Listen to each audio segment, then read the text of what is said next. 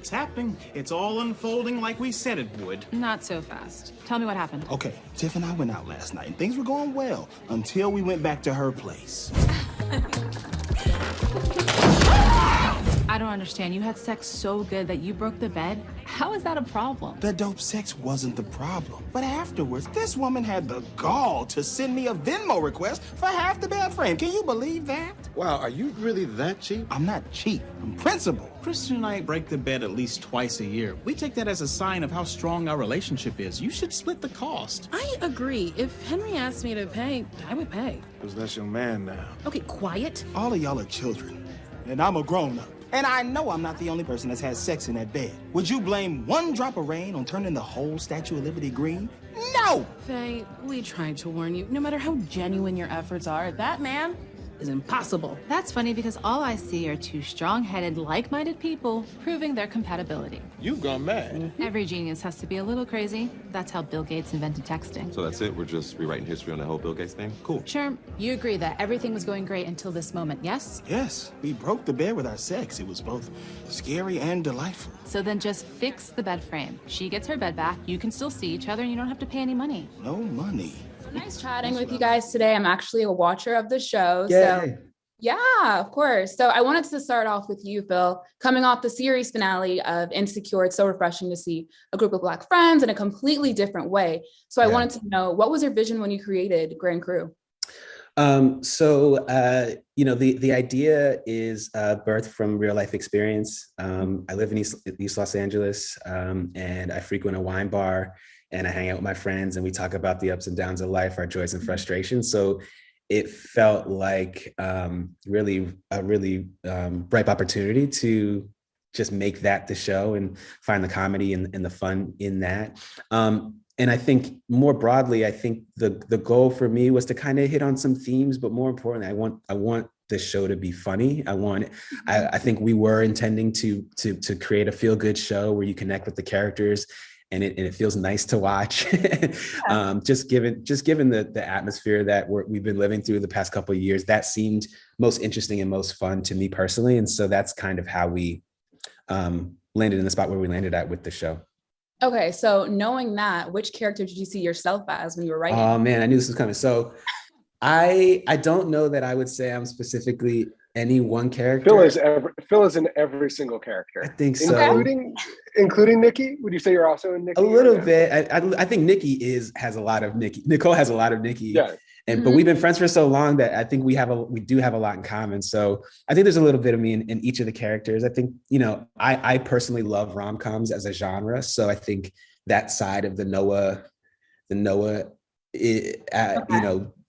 dimension is a part of me. I also used to work in advertising, and even when it comes to this writing stuff, I'm very much used to work in advertising. Yeah. Where were you?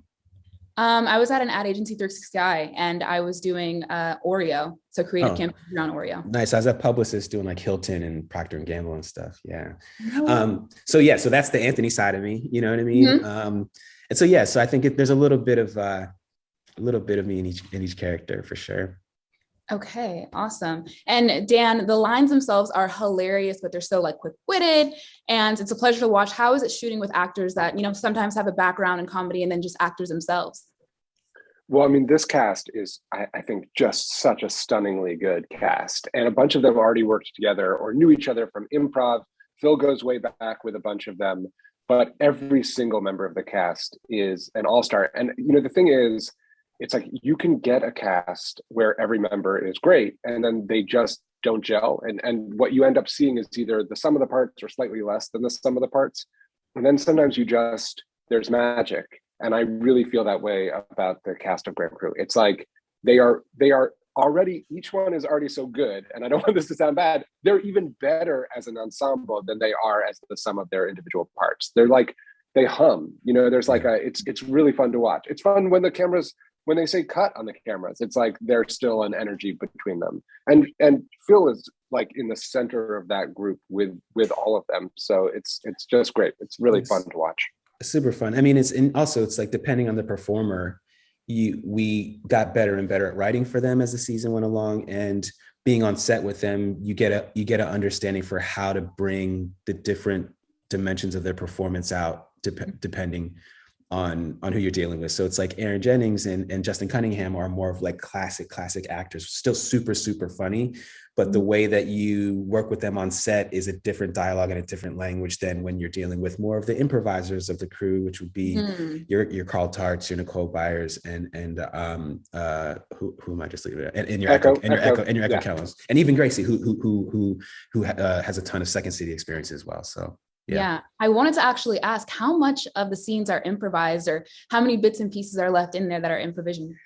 We like to get what's scripted, but towards the back end of takes, we definitely let them run, and a lot more stuff makes it than you might think. But it's we have such amazing improvisers that we always try and make time for them to kind of have a fun run and to put their own flair on the dialogue, because everyone is such a good performer. So the funny thing is, the more well-written a scene is, the more likely improv is to get in, because it's like, then the improvisers get to kind of concentrate on the one or two lines that they can really like add a little flavor to. But these scripts are all so solid. I mean, the writing is so good. And then what's fun is like a great script will come in, and then you see the cut, and it's like that great script was made even better because Carl Tart had what we call the blow to a scene, which is like the last joke. He just came up with something in the moment that's like, like crazy, so funny. Yeah, he had a line in episode 2 when Ron comes out, when they're trying to make him cry, and he says, "I'm making fusilli tonight in a cream sauce." That was not in the script. That's just Carl Tart just being Carl Tart. And all of our cast has that ability to kind of just, enhance what's on the page, which is really, really cool to see. Awesome. And then lastly, what does it mean for you guys to have an all-Black ensemble cast on network television right now? It still feels surreal to me. This opportunity is not lost on me. I'm very, very thankful. And as a child of the 90s who grew up on like A Different World, Living Single, Martin, Jamie Foxx show, it's an honor to be able to share my perspective on what I think is funny and themes that I want to hit, and for people to kind of react to it and enjoy it.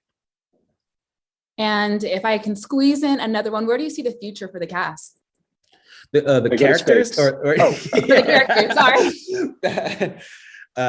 So like Dan said, who knows? Maybe they'll go to space. Season 2's done the moon.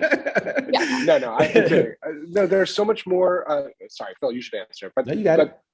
I was just going to say, like, I think we want to see Noah's in a place where he's. Well, I don't want to give away any cliffhangers, so I don't want to say anything. I can keep it broad. I think you keep it broad. I think what we want to see is them get closer as friends.